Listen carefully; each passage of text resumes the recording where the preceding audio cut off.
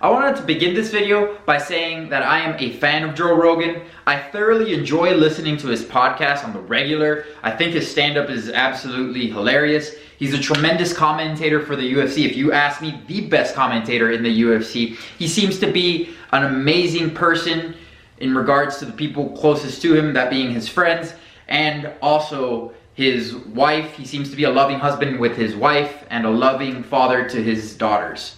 With that aside, I don't believe Joe Rogan is intentionally trying to spread misinformation or hurt anyone, as you see here. One of the things that I've been reading is about people that have found that over the long term, the lack, and this is contrary to what a lot of people think, lack of saturated fat and cholesterol, dietary cholesterol and saturated fat, leads to hormonal imbalances, leads to your body having a harder time producing sex hormones, and all these different issues with your health where your body almost starts robbing itself to make up for the nutritional deficiencies of your diet. I mean, it just appears he has been misinformed. In that same scene, he has Chris Kresser agreeing with him rather than informing him that dietary cholesterol is unnecessary because the body creates all the cholesterol it needs, and it is impossible to lack saturated fat because it's not essential. I mean, correct me if I'm wrong, but what saturated fat has omega-3s and omega-6s? And there's Chris Kresser, this expert, just sitting there and agreeing with this nonsense rather than actually correcting him.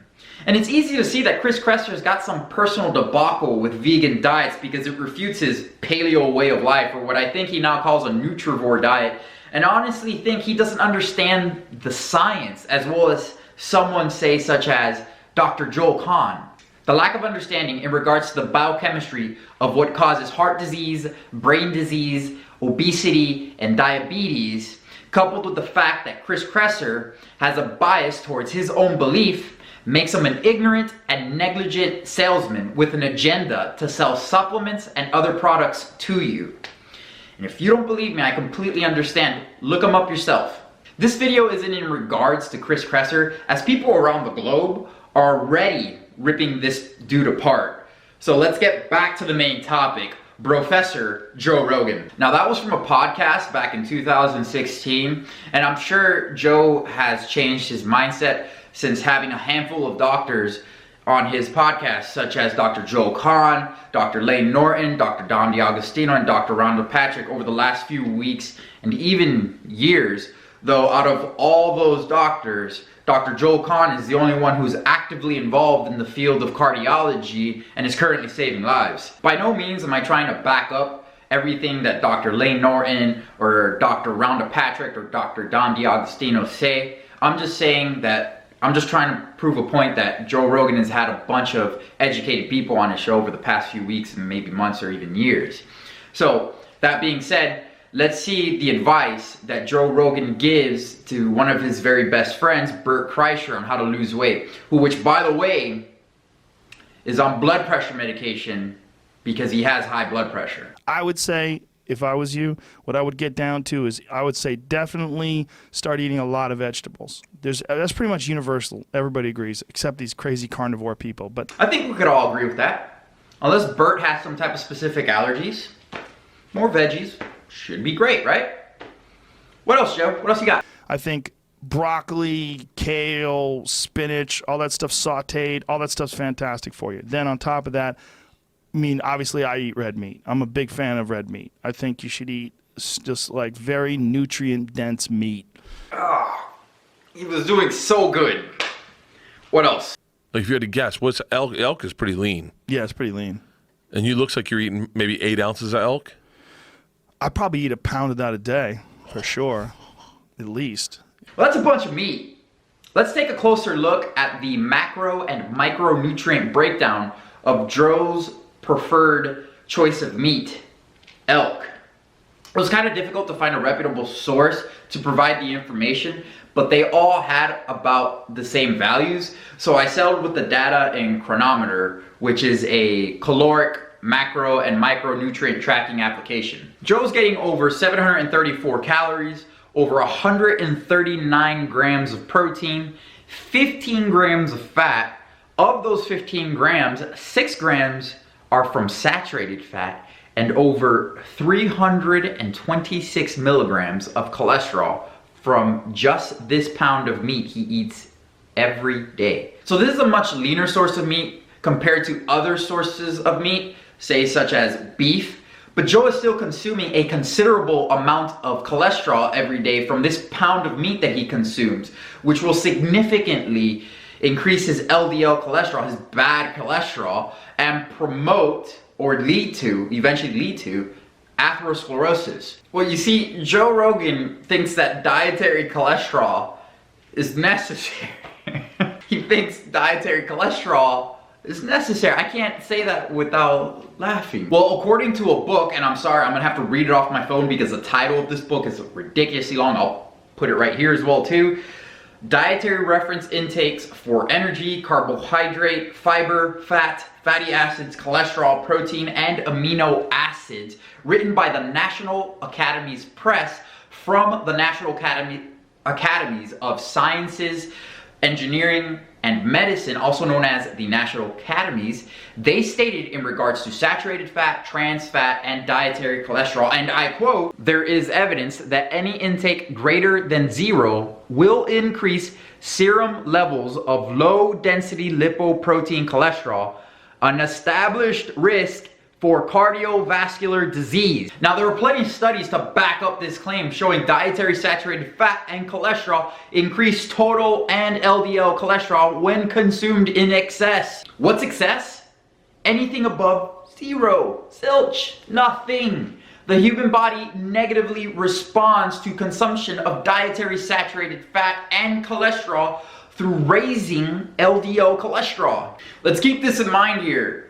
Joe Rogan thinks that dietary cholesterol and saturated fat are healthy. Who the fuck told him this? Did Chris Kresser have anything to do with this? Was it Gary Taubes? Was it Nina Schultz? Damn it! Wayne Brady, where are you? Is Wayne Brady gonna have to choke a bitch?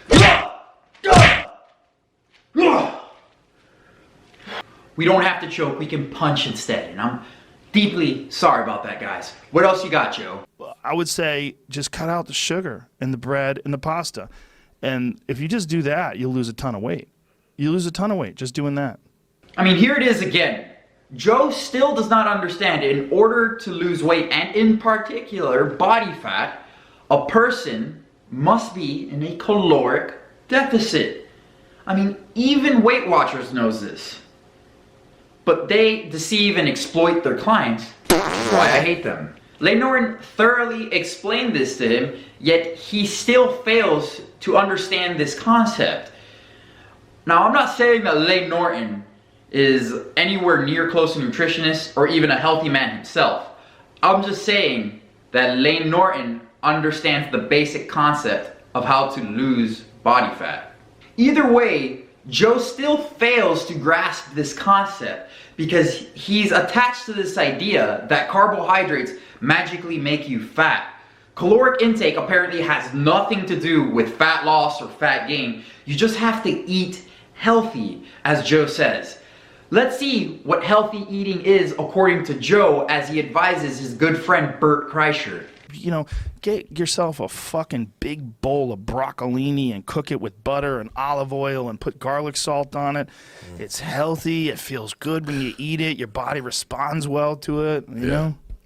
Just only good nutrients, man. This is why nutrition consultation is regulated in 46 states. 47 if you want to count DC. But luckily enough for Joe, he lives in California, which is not regulated, and he isn't charging Bert anything for this healthy eating advice, so he should be good either way. He might further contribute to Bert's high blood pressure or risk for cardiovascular disease with this little tidbit of advice, but at least he won't get sued, which is good. His friend might have a heart attack or stroke, but at least Joe will be okay. At least financially. Alright, so let's break it down from the top. A big old bowl of broccolini, which is great. Love the broccoli due to its high fiber content, high amounts of vitamin and mineral density, but you had to jack up the broccolini powerhouse by covering it in butter, olive oil, and garlic salt to top it off. Where do I start? Butter is super high in saturated fat. In fact, 1 little tablespoon has over 7 grams of saturated fat, 31 milligrams of cholesterol, and a whopping 102 calories. Damn! Olive oil has about 120 calories per tablespoon. Although it is not very high in saturated fat, its omega-6 to omega-3% ratio is about 9:1, which makes it a pro-inflammatory energy source choice to consume.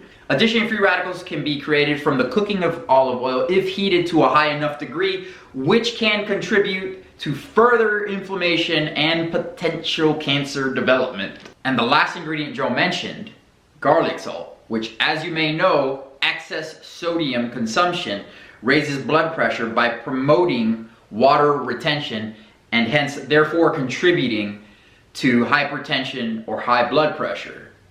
So Joe is telling his good friend who has high blood pressure to eat a hypertension promoting mineral. I feel bad for Bert. I honestly do. I can see why he's so confused, but this isn't about Bert. This is about the honorable Brofessor Joe Rogan and how he has earned that title. I actually understand why Joe is saying that to Bert. You see, Bert has a tendency to crash diet and extremely limit calories when he's doing some of these stints. The problem here is that Joe is advising Bert to eat calorically dense meat that is loaded with saturated fat and cholesterol, and then advising him to eat broccoli that is covered in oil, olive oil, and artery clogging butter that is additionally seasoned with garlic salt so that he can keep his blood pressure levels nice and high. Let's put the final cherry on top. Yeah, that's my 40th birthday. Damn, that was on my 40th birthday. Look at that slender face. See, right there, you are like 5 pounds from being shredded. If you were right there and you lost 5 pounds, you'd have a 6-pack. I did that. I did at that. the cusp. I lost that weight in 19 days. Wow. Apparently all you need to do is lose 5 pounds and you'll magically grow your abdominal muscles. I guess doing direct work on your abdominal muscles or doing heavy compound movements to stimulate muscle growth across your whole body isn't going to contribute to growing your abs or making them more visible. For those of you who don't know, abs are not made in the kitchen. They are revealed by body fat loss from a caloric deficit if the abdominal muscles themselves are developed. So if you're fat and you lose some body fat, you may go from looking something like this to this, rather than going from this, that's the fat version of me, to this, that's the jacked version of me. See the difference? Now Joe was just probably providing some extrinsic motivation to his good friend to lose more body fat or lose more weight. Either way, Bert will not have visible abdominal muscles until he decides to get his body fat percentage much lower and he has got to train his abdominals. Now if he doesn't want to train his abdominals, then he would just have to get to a very extremely low body fat percentage, and then sure, then you can see your abs. You're gonna feel like shit, but you'll have abs. So as you can see, I think it goes without further say that Joe Rogan has mightily earned the title of Brofessor of the Month.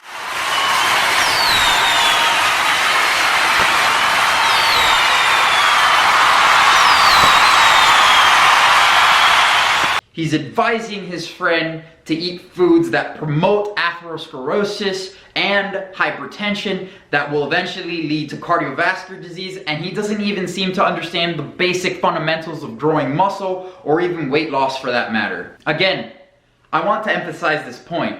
I do not have some sort of beef or hate towards Joe Rogan. On to the contrary, actually, I'm a fan of Joe Rogan. I just needed to deliver the award of Professor of the Month to Joe Rogan in the form of this video because it was so well deserved. The evidence speaks for itself. So that's about it, guys. All links to the studies and all that great stuff will be in the description box down below. Make sure to let me know what you think in the comment sections down below. Do you agree? Do you disagree? Did you not like what I said about Joe Rogan? Do you think I was a little too harsh? Do you think I was too easy on him? Tell me what you think. I would love to engage with you guys. But in the meantime, if you could please do your boy a favor and make sure to hit that thumbs up button. Make sure to subscribe so I can keep you updated on the weekly. I'm the Natural Hulk, so I want to thank you for watching. And please stay tuned for the next one.